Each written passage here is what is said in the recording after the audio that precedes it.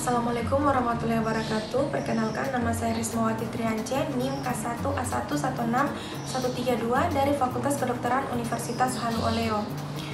Di sini saya akan memaparkan mengenai toksikologi logam berat terhadap kesehatan, di mana telah kita ketahui bahwa logam berat dapat dihasilkan dari berbagai sumber. Misalnya yang pertama sebagai sumber industri baterai, di mana pada industri ini kan diketahui bahwa ada proses industri yang telah dihasilkan berbagai logam berat. Misalnya itu dia merkuri dan timbal.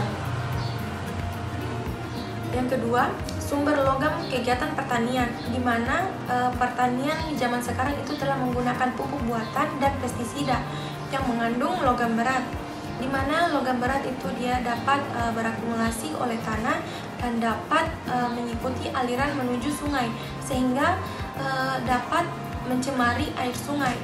Kemudian itu dia asap kendaraan bermotor atau mobil, di mana bensin itu mengandung timbal yang akan dihasilkan oleh logam timbal.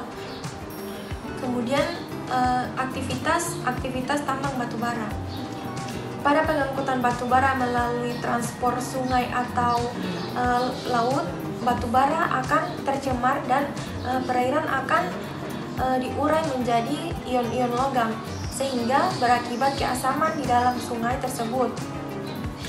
Selanjutnya ada sedimentasi yang akan berakumulasi pada ikan, yaitu ikan yang ditangkap pada nelayan. Kemudian itu nelayan membawanya ke pasar sehingga dibeli oleh masyarakat.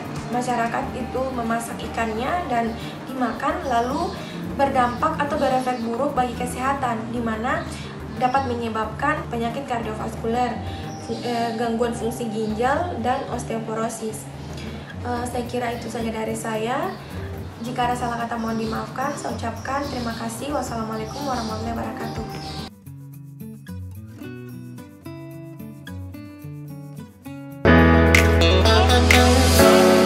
Bismillahirrahmanirrahim. Assalamualaikum warahmatullahi wabarakatuh. Perkenalkan, saya Natasha Kamika Maharani, NIM K1A116-107, mahasiswa dari Fakultas Kedokteran Universitas Halu Oleo. Sekarang saya akan membahas tentang pencemaran logam berat. Yang pertama yang kita ketahui itu definisinya dulu. Logam berat adalah logam-logam toksik yang mempunyai densitas 5 gram per cm kubik atau 5 kali lebih besar daripada densitas air. Kemudian logam berat juga masih termasuk dalam golongan dengan kriteria yang sama dengan logam-logam lain. Kemudian logam-logam ini dibagi menjadi dua jenis.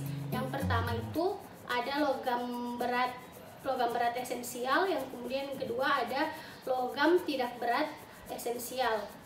Selanjutnya yang kita bahas pertama logam berat esensial. Di sini logam dalam bentuk tertentu yang sangat dibutuhkan oleh organisme, bila berlebihan akan menimbulkan efek toksik atau beracun. Kemudian yang kedua itu logam berat tidak esensial. Di sini logam keberadaannya dalam tubuh masih belum diketahui manfaatnya. Kemudian efek toksik dari logam berat mampu menghalangi kerja enzim sehingga mengganggu metabolisme tubuh. Kemudian dia bisa alergi, kemudian bersifat mutagen, bersifat tentogen dan karsinogen bagi manusia dan hewan. Selanjutnya, metode yang dapat digunakan untuk mengukur kadar logam berat adalah menggunakan spektrofotometer ultraviolet visible atau UV-VIS. Selanjutnya, penggunaan metode ini digunakan untuk penelitian validasi maupun verifikasi. Mungkin dari saya pengertian logam berat itu saja, kurang dan lebihnya mohon maaf. Wabillahi taufiq wal hidayah. Wassalamualaikum warahmatullahi wabarakatuh.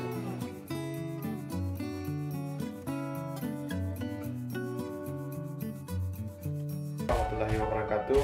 Perkenalkan, saya Afif Rahmat Amtawir, NIM K1A1-19601. Dalam kesempatan kali ini saya akan memberikan informasi mengenai pencemaran logam berat. Nah, pencemaran logam adalah masuknya zat logam ke dalam tempat yang tidak semestinya dan sangat berbahaya, yaitu ke dalam tubuh ataupun ke lingkungan. Nah, untuk logam berat itu merupakan logam-logam toksik yang memiliki densitas 5 gram per cm kubik atau 5 kali lebih besar dari densitas air. Untuk logam berat ini masih termasuk ke dalam golongan dengan kriteria yang sama pada logam-logam lain. Ada 80 jenis logam berat dari total 109 unsur kimia yang ada di bumi ini. Dan logam-logam ini terbagi ke dalam dua golongan atau dua jenis. Yang pertama, logam berat esensial, yaitu logam yang dalam jumlah atau kadar tertentu dibutuhkan oleh organisme tertentu. Namun apabila melebihi dari kadar yang dibutuhkan, dia bisa berubah menjadi toksik atau bersifat racun. Nah, contohnya itu adalah seng, tembaga, besi, kobalt, mangan, dan lain sebagainya.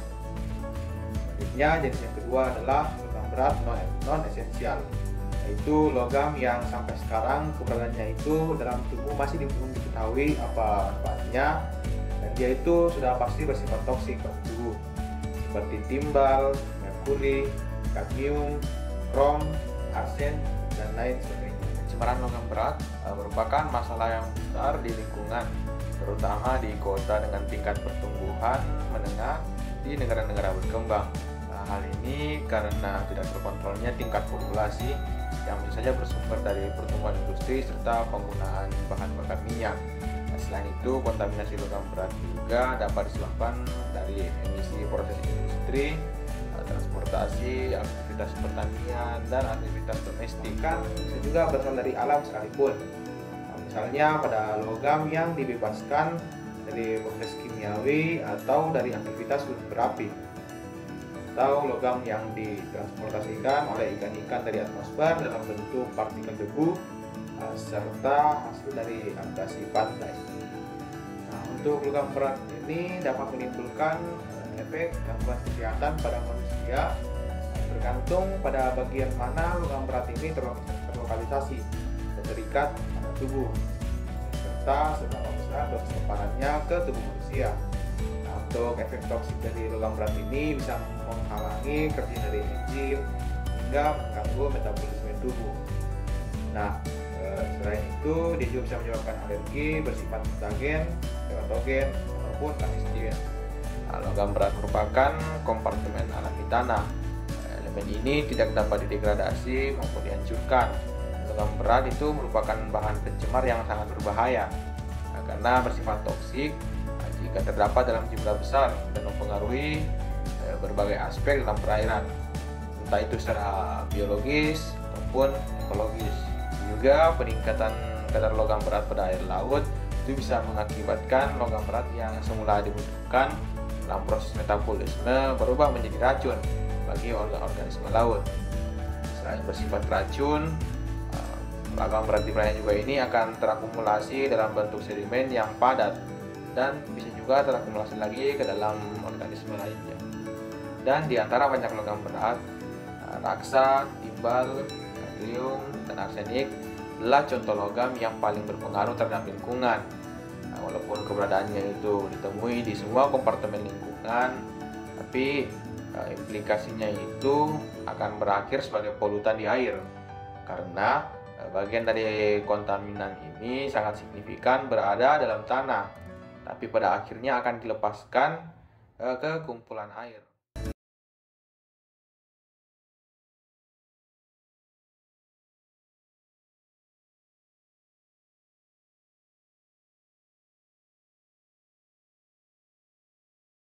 Assalamualaikum warahmatullahi wabarakatuh. Perkenalkan, nama saya Aisyah Zara Mansur, NIM K1A1190002 dari Fakultas Kedokteran. Baik, di sini saya akan memberikan penjelasan mengenai pencemaran logam berat terhadap perairan. Namun, sebelum kita melangkah lebih lanjut mengenai bagaimana sih pencemaran logam berat terhadap perairan, sebelumnya kita harus tahu dulu apa itu logam berat.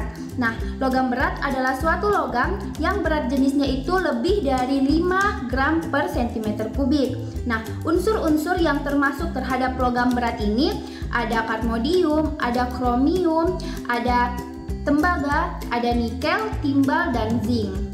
Selanjutnya, untuk logam berat ini dia memiliki dua sifat, ada sifat fisik dan ada sifat kimia. Nah, sifat fisiknya itu dia lunak, terus dia berkilau, dan dia memiliki daya hantar yang tinggi terhadap panas dan listrik. Selanjutnya untuk sifat kimianya, dia itu dapat larut terhadap pelarut yang asam.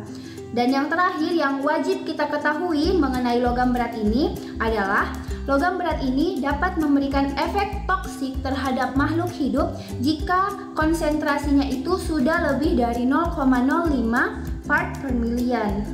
Nah, selanjutnya kita bisa lanjut mengenai bagaimana itu pencemaran logam berat terhadap perairan. Nah, pencemaran logam berat terhadap perairan. Logam berat dalam perairan dapat terakumulasi pada padatan di dalam perairan. Jadi seperti sedimen.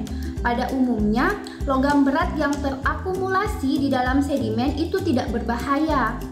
Namun, adanya pengaruh kondisi kimia akuatik seperti perubahan pH dapat menyebabkan logam berat yang terakumulasi pada sedimen akan terionisasi ke perairan. Hal ini menjadikan logam-logam yang bersifat racun bagi kehidupan perairan tersebut. Selanjutnya, pencemaran logam berat dapat merusak lingkungan perairan dalam hal stabilitas dan keanekaragaman ekosistem. Dari aspek ekologis, kerusakan ekosistem perairan akibat pencemaran logam berat dipengaruhi oleh kadar dan sumber zat pencemar yang masuk dalam perairan, sifat toksisitas, dan bioakumulasi. Pencemaran logam berat dapat menyebabkan terjadinya kerusakan pada sistem perairan laut. Selanjutnya, untuk pencemaran logam berat terhadap lingkungan terjadi karena adanya penggunaan logam tersebut dalam kegiatan-kegiatan manusia sehingga menghasilkan limbah yang mencemari lingkungan. Daya toksisitas logam berat terhadap makhluk hidup sangat bergantung pada spesies, lokasi, umur, daya tahan, dan kemampuan individu untuk menghindarkan diri dari pengaruh polusi tersebut. Toksisitas pada spesies biota dibedakan menurut kriteria dari biota air dan biota darat. Sedangkan toksisitas menurut lokasi itu dibagi menurut kondisi tempat hidup, yaitu daerah pencemaran yang berat, sedang, dan daerah non-polusi. Saat ini, pencemaran logam berat merupakan salah satu masalah yang paling serius terhadap perairan. Kenapa? Karena logam berat ini selain bersifat toksik bagi makhluk hidup, dia juga dapat terakumulasi di dalam tubuh organisme-organisme laut. Misalnya, logam berat ini dapat terakumulasi di dalam tubuh ikan ataupun udang, dan dia juga dapat terakumulasi pada terumbu karang. Sebenarnya, logam berat di perairan tidak akan menjadi masalah jika jumlahnya masih berada di bawah ambang batas toksik. Karena hingga batas tertentu, logam berat diperlukan organisme untuk pertumbuhan itu sendiri sebagai trace elemen esensial. Dengan demikian, alangkah lebih baiknya jika kita bisa menjaga lingkungan perairan Indonesia sehingga perairan Indonesia dapat menjadi perairan yang sehat dan dapat menjadi rumah terbaik untuk ekosistem dan biota-biota laut. Terima kasih.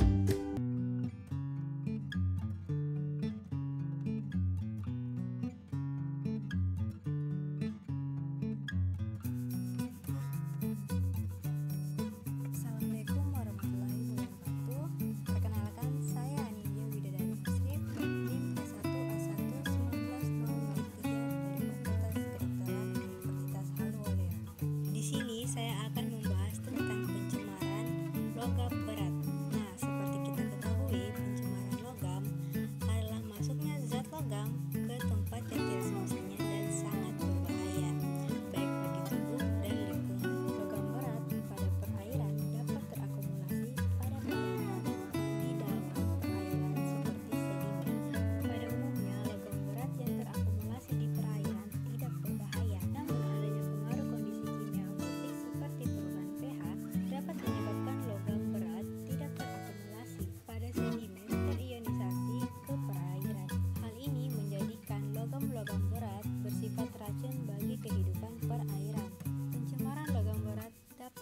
merusak kehidupan perairan dalam hal stabilitas dan keanekaragaman ekosistem. Dalam aspek ekologis, kerusakan ekosistem perairan akibat pencemaran logam berat dipengaruhi volume kadar dan sumber zat pencemar yang masuk ke dalam perairan, sifat toksisitas, dan bioakumulasi.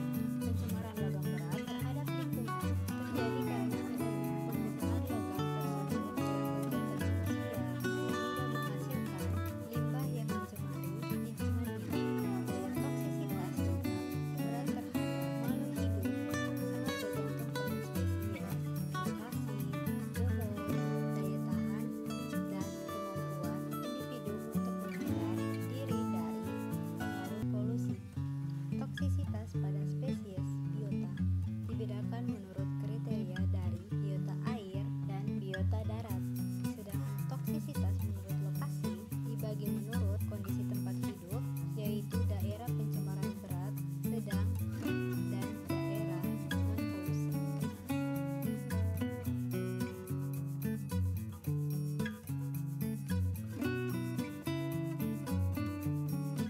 Warahmatullahi wabarakatuh. Perkenalkan, nama saya Auranisa Firdausi dengan NIM K1A11904. Saya adalah mahasiswi kedokteran dari Fakultas Kedokteran Universitas Halu Oleo. Hari ini saya akan menjelaskan sedikit mengenai pencemaran logam pada perairan dan kesehatan manusia.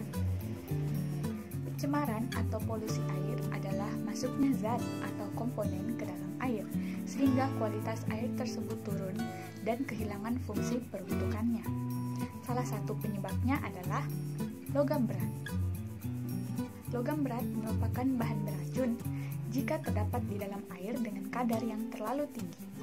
Logam berat tersebut akan terserap masuk ke dalam tubuh organisme air, kemudian akan didistribusikan ke seluruh tubuh, menyebabkan terakumulasinya logam berat tersebut di tubuh organisme air.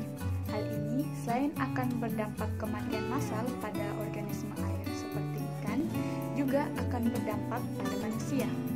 Bayangkan, jika manusia mengonsumsi ikan yang telah terkontaminasi dengan logam berat, maka logam berat tersebut akan masuk ke dalam tubuh manusia dan menghalangi kinerja enzim, sehingga akan mengganggu metabolisme tubuh, menyebabkan kanker dan mutasi. Beberapa logam berat yang sangat berbahaya bagi tubuh manusia adalah timbal, tembaga, merkuri, kadmium, dan krom.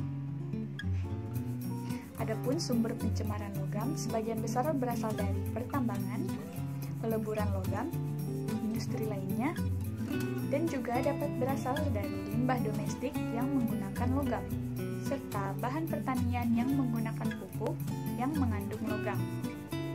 Baik, saya rasa mungkin itu saja yang saya bisa jelaskan. Apabila ada salah kata, mohon dimaafkan. Wassalamualaikum warahmatullahi wabarakatuh dan sampai jumpa.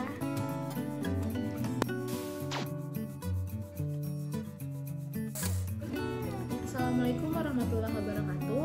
Perkenalkan, nama saya Vita Marcela Deza dengan NIM K1A11906 dari Fakultas Kedokteran Universitas Halu Oleo. Di sini saya akan menjelaskan mengenai pencemaran logam berat. Logam berat adalah kelompok unsur logam dengan massa jenis yang lebih besar dari 5 gram yang pada tingkat tertentu akan menjadi bahan yang sangat beracun dan sangat berbahaya bagi makhluk hidup dan lingkungan. Contoh dari logam berat ini yakni ada timbal, ada merkuri, arsenik, kadmium, aluminium, tembaga, kobalt, dan banyak lagi. Logam berat sangat berbahaya apabila tercemar di lingkungan. Misalnya, pencemaran logam berat di air.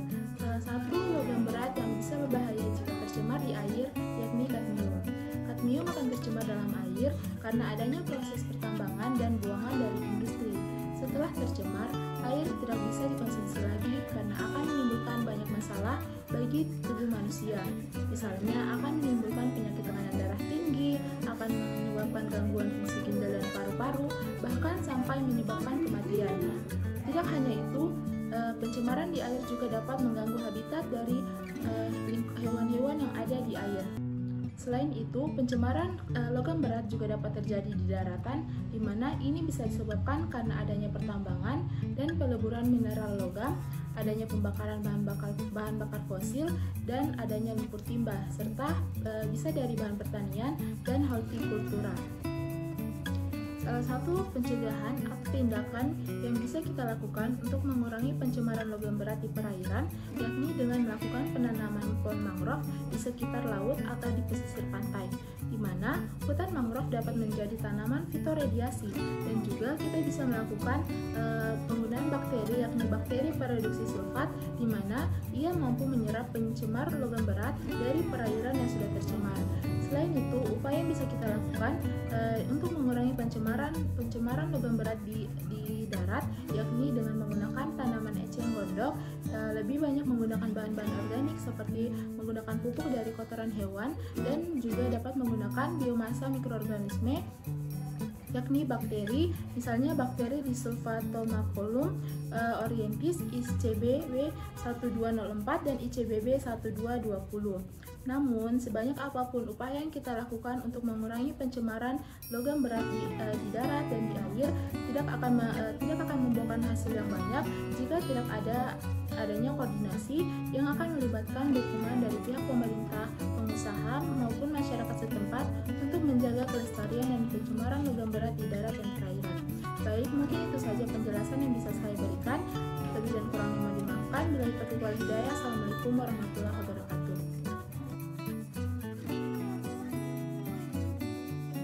Assalamualaikum warahmatullahi wabarakatuh. Perkenalkan, saya Dian Rahmasari, NIM K1A11702.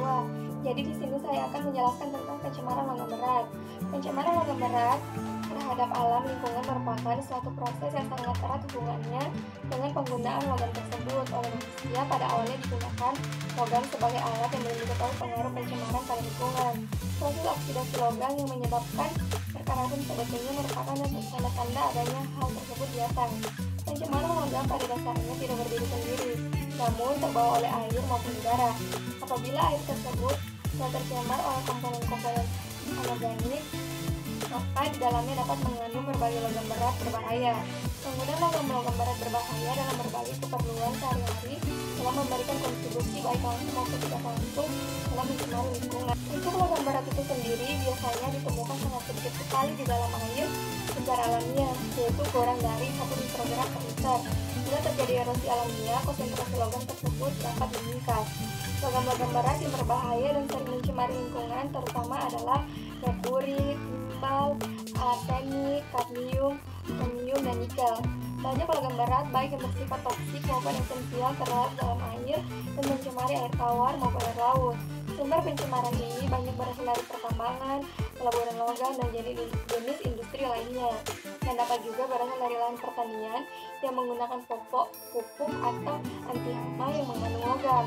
Logam bersifat toksik karena terikat secara spesifik pada ligan struktur biologi. Sebagian besar logam menduduki karbon tersebut dan beberapa jenis sistem enzim dalam tubuh sehingga tidak aktif. Dengan demikian, mengisi logam merupakan faktor penting untuk menentukan prognosis penderita dan mencari cara pengobatan terhadap racun. Untuk penjelasan logam yang timbal ini dia mempunyai sifat-sifat khusus, yaitu pertama merupakan logam yang lunak sehingga dapat dipotong dengan menggunakan tangan dan dapat dibentuk dengan mudah. Kemudian yang kedua itu merupakan logam yang tahan terhadap peristiwa korasi atau karat sehingga logam timbal. Kemudian itu dia mempunyai titik lebih rendah sekitar 327,5 derajat atau yang lebih besar dibandingkan dengan logam biasa kecuali emas dan emas. Kemudian timbal ini merupakan pengantar listrik yang ditemukan senyawa timbal. Bila air tersebut alloy dari logam timbal, minuman keras juga dapat tutup dari minuman tersebut adalah itu logam timbal yang menjadi sumber kontaminasi minuman. Untuk keracunan timbal itu sendiri, dia memiliki gejala keracunan kronis yang ringan yang ditemukan berupa insom dan beberapa macam gangguan tidur lainnya.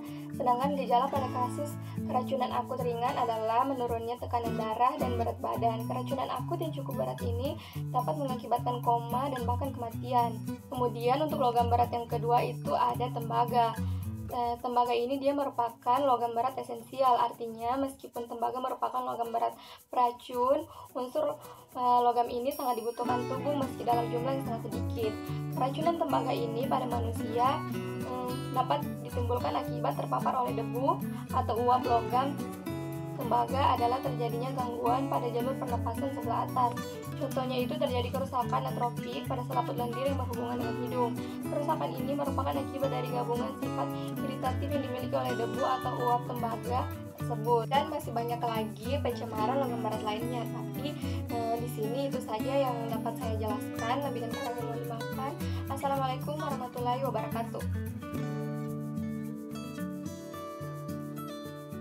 Assalamualaikum warahmatullahi wabarakatuh. Perkenalkan, saya dengan Rial Ariel Siala dengan NIM K1A1-18077 akan menjelaskan sedikit tentang pencemaran logam berat. Nah, perlu kita ketahui indikator yang digunakan untuk mendeteksi pencemaran air adalah cemaran logam berat.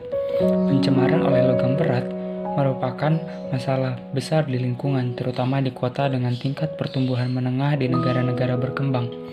Hal ini disebabkan oleh tidak terkontrolnya tingkat polusi yang disebabkan oleh pertumbuhan industri dan peningkatan dalam penggunaan bahan bakar minyak. Selain itu, kontaminasi logam berat juga dapat disebabkan oleh emisi proses industri, transportasi, dan aktivitas pertanian dan aktivitas domestik. Logam berat merupakan komponen alami tanah. Elemen ini tidak dapat didegradasi maupun dihancurkan. Logam berat merupakan bahan pencemar yang berbahaya karena bersifat toksik jika terdapat dalam jumlah besar dan mempengaruhi berbagai aspek dalam perairan, baik secara biologis maupun ekologis. Peningkatan kadar logam berat pada air laut akan mengakibatkan logam berat yang semula dibutuhkan untuk proses metabolisme berubah menjadi racun atau toksik bagi organisme laut. Selain bersifat racun, logam berat di perairan dapat terakumulasi dalam sedimen, yang pada gilirannya juga dapat terakumulasi dalam organisme. Di antara banyak logam berat, raksa, timbal, kadmium, dan arsenik adalah contoh logam berat yang paling berpengaruh terhadap lingkungan. Walaupun keberadaan logam-logam ini ditemui di semua kompartemen lingkungan, namun implikasi lingkungan di polutan air karena bagian kontaminan sangat signifikan berada dalam tanah, yang akhirnya akan dilepaskan ke kumpulan air. Nah, berikut adalah contoh atau gambar dari pencemaran logam berat. Ada juga beberapa contoh lain seperti yang terdapat pada gambar berikut dan beberapa gambar yang kita bisa saksikan. Sekian dari saya, terima kasih.